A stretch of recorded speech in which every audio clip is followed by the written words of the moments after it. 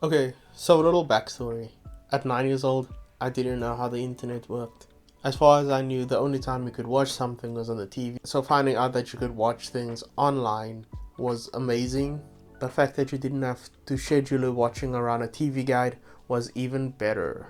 So after that day, you'd expect me to watch YouTube like a fiend, right? Since I was so enamored with the concept? No, partly because we were too poor to afford the insane prices of dial-up internet in South Africa at the time. Partly because even when I did get to a place that did have internet, like the library, I didn't know how the internet worked, so I couldn't do much except use the Encarta programs. I was only 9. Our story actually begins here. It's 2008 and I just got my first cell phone. A black Nokia 6320. So why are you mentioning this phone? Is this the time you started watching YouTube religiously? No. Could your phone even access YouTube at the time? No. So what's the point? No, but on this device is what I watched most of what YouTube was watching at the time. So you must probably be thinking, how the hell did we do that? Okay, so let me break it down for you. Just before I do, I'd just like to say, I don't recommend anyone do it now. You could get viruses or whatever. What we did, what was necessary back then, it's no longer necessary now. You can just kind of watch it on like free public Wi-Fi, which didn't exist back then. So what we did was, one person that had an internet connection, like dial-up or whatever, would go and download a bunch of videos, and then he or she would share it to someone using Bluetooth. That person would then keep the video on their phone, share it with the next person, and that's how the videos got around. It's all just file sharing via Bluetooth. Essentially what we did was take one video download that didn't cost anyone any money except for the initial download costs, and then spread it, and then we could all enjoy what the rest of the internet was enjoying at the time without paying the exorbitant prices of South African internet. And sure, sending things via Bluetooth used to take quite a while, but no one cared. We all had more than enough time to get what we wanted. And it wasn't just videos, it was music and pictures as well. Some people took in other videos. I was too young and dumb to know about anything like that back then. I was just really interested to watch these dumb YouTube videos. So on Saturday mornings, I had religious classes. So I'd go load up on all the videos that they had on their phone, watch it throughout the week, send it to whoever else wanted to see some of them, and then delete it. Rinse and repeat for a couple of years. And that's how I got my fix. Everything from crazy frogs and the video where a 3-year-old explains Star Wars. The phone's screen was like 300 pixels by 300 pixels, but that was fine. It was good enough, and I got to enjoy my videos. Skip forward to 2010, I got my first smartphone, a BlackBerry 8520. I was the coolest stuff to get in this phone. I was the youngest of my friends to get a smartphone like this, and sure, they all like got it roughly within the same year. It was still really cool that I got one. The 8520 had a larger screen than my previous phone and also a better camera. By today's phone standards, it's pretty abysmal, but it was amazing back then. That was not the appeal of BlackBerry. That was not why BlackBerry was so successful in the early 2010s. That can only be attributed to BIS. BlackBerry BIS, or BlackBerry Internet Service, or BIS if you want to call it, was BlackBerry's response to the rising data costs in the early 2010s, and also the driving force behind their success in the early 2010s. BIS was a way for BlackBerries to use the proprietary social media or instant messaging app, which was called BBM. I still remember back then everyone would just run around asking, what's your BBM pin? But with that came unlimited data.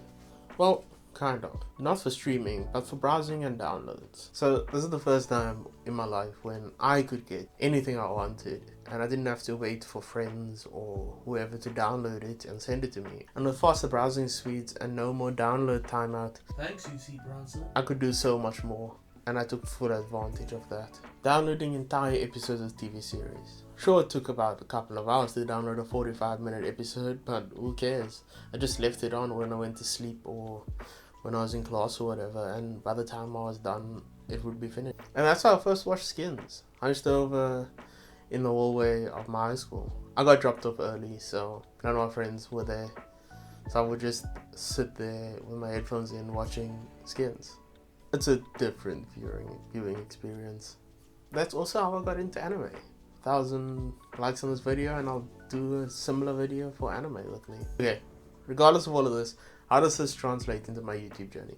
Well, there was a site called Evie Videos, and that had rips of YouTube videos onto it. It's been shut down now or converted into another site or whatever. That's how I used to download YouTube videos. And sure, I still couldn't stream it, but I got to enjoy what I wanted to. And I never really got into watching specific YouTubers until about 2014.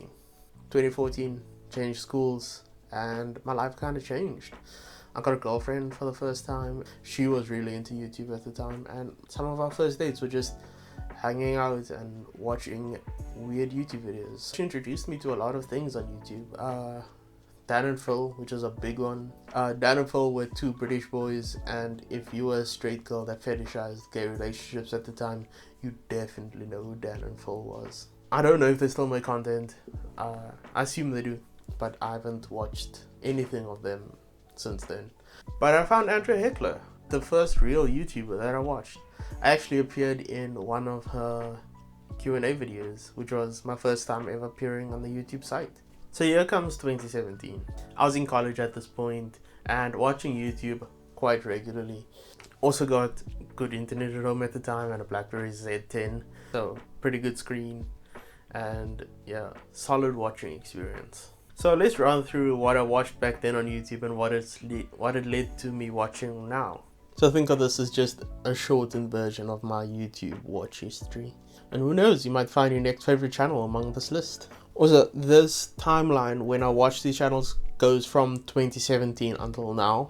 And I rather put it into terms of what lead me to what other channels instead of the timeline of when I found these channels up, because that would be impossible for me to figure out. finebros Entertainment. finebros Entertainment did a video with Dodie.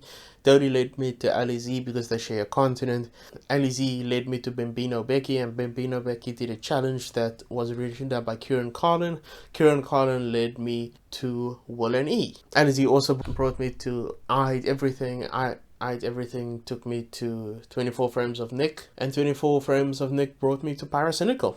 Pyrocynical's amazing, by the way. Just go watch his 8-hour Utopia video. It's absolutely amazing. Domics, the OG godfather of YouTube, led me to Jaiden Animation and Ari, who in turn led me to James, or The Odd Ones Out. The Odd Ones Out collabs with a lot of animators on the YouTube sphere, so from The Odd Ones Out I got TimTom, Rebecca Pam and Tabs, shgurr and Luvie. By the way, did you know Luvie actually has another channel called CandyEvie, which is a lot more successful and it's totally Pokemon focused, which is amazing. Andrea Heckler led me to doyouknowellie and subsequently to SwellEntertainment with Amanda. bestdressed, because I was really into Magic the Gathering at the time, led me to RhysticStudies, and then RhysticStudies led me to Proko, and Proko's interviews with Kim Jong-Ye has been absolutely amazing, and I absolutely love all the things they make. Proko led me to a bunch of art tutorials by Jazza. I liked his content for a while as well, and I also started watching things like JelArts. JelArts is an artist that does art book tours, sketchbook tours, and a bunch of other things, but it's such a solid watch. Since I was watching art things online, it led me to cupofjasmien, and this is where my YouTube sort of went into a cinematic detour, and that's how I fell in love with cinematic storytelling. So cupofjasmien led to Joanna CD and Caroline Constantine. Joanna CD is no longer on YouTube. She removed all the stuff. I do hope one day she returns, but that's up to her. And Joanna led me to Ashley from Best Dressed. Amazing channel, absolutely amazing channel. I do recommend you watch her New York apartment video. I'll link it below. So, and while watching Best Dressed, I actually wanted to start a YouTube channel. That's where it kind of started. This was way before I started it, obviously, but I did watch a lot of tutorials and cinema focused things, and that's when I found the Filmmakers Toolkits videos, which is really good, and you should probably check it out. And while I was looking for tutorials, I found PeterMcKinnon. From PeterMcKinnon, I started watching Casey Neistat, and then recently I've actually found ValspireFamily, a kind of stupid name for an amazing YouTube channel. It's run by someone called Aidan Gallagher. He does a lot of road trip things and just a bunch of really cool videos, and it's actually worth checking out. I do recommend you watch his I Did a Road Trip with a Stranger, as it's a good intro to his channel. Okay, and we're not done with this list yet. My friend, this one, showed me a King Honor video, and from King Honor I watched WildSpartanz and pretty much all of WildSpartanz podcast called Loudmouths, and I was pretty sad when it ended. But from that podcast, it led me to MagikarpUsedFly, who led me to yakkocmn, which is one of my favorite YouTubers right now. And yakkocmn, I don't know how, but I got a recommendation for QuinnCurio off of that. Watch her Harry Potter videos. It's so much better than mine, firstly, and a lot of inspiration that I took from my videos actually comes from hers. Finally, Danny Gonzalez. So Danny Gonzalez I found on Vine, and then I watched some of his YouTube things recently, and it led me to Ali Hills, who led me to Stevie because they dated. Stevie led me to Strange Eons, and Strange Eons led me to Jenna Marbles. Jenna Marbles recently stopped uploading following a little bit of drama, and I feel really sorry for her after watching her apology video and the video where she said she's leaving. Okay, that was a mouthful. But this all leads me to January 4th, 2020. I was working night shift, and it was around 11:30. My break was coming up, and yeah. So I decided that I didn't want to spend the moment I turned 23 behind a desk in that hot room miserable, because it was kind of rough doing that job, especially night shift. You can watch my A Week on Nights video. It was really tough. So I decided to step out and just wait for the birthday. Well, wait for the clock to tick over and for my birthday to come. So I stood there at the top of the stairs and waited for midnight. I don't know why, and I don't know what brought the thought on, but I recorded myself. I took out my phone and recorded a little video of my face as the timer went over. And then when I looked back at the video, I wasn't happy. I looked miserable. I had these thick black rings around my eyes. I was sweaty, and I guess I wanted to change. So I took my break. I went down and I stood there looking out into the night with my phone, and I was drinking a lot of Monster back then, so I had that with me. And then I saw the snail, this snail. So I took out my phone and I recorded him and a bunch of other shots throughout that break time. I guess that's how my YouTube channel got started. I went back home after that on the 5th of January, and I also edited and uploaded my first video on the 6th. And since then, I've been uploading videos. That video now is called Getting Through the Night. It's titled with prologue because I started doing a bunch of interludes on my channel, and that was the first interlude. But it was before I did anything else on YouTube. So it's a good starting point for you to watch any of my content. There's no talking in it, there's nothing. It's just, yeah, me trying to get through the night. It's my first video. I was gonna take it down a while back, following some advice on some other YouTube channel for growth, but I just didn't have the heart to remove so much of myself from my channel. So for the next few months, any chance I could, I would record something. I used a bunch of cameras. I used my phone. I had an old point and shoot that I got, I don't know when. I also had a DSLR that didn't have autofocus, which I shot most of my things on. That's why you could see a lot of my facecam stuff was out of focus back then. I love that camera. I still use it every now and again just to take photos, not really for video much anymore because I've upgraded to this one. But yeah, everything I could, I did film. I filmed my trip with Tefl. I filmed a video on a week of what it was like for a week working night shift. In 2020, there was a trend of Big Ed on YouTube. So Big Ed was someone from 90 Day Fiancé. Everyone was bullying him at the time, and I wanted to get in on this action. It sounded fun, but I just didn't have the heart to bully this poor guy. So I started a series called Let's Fix.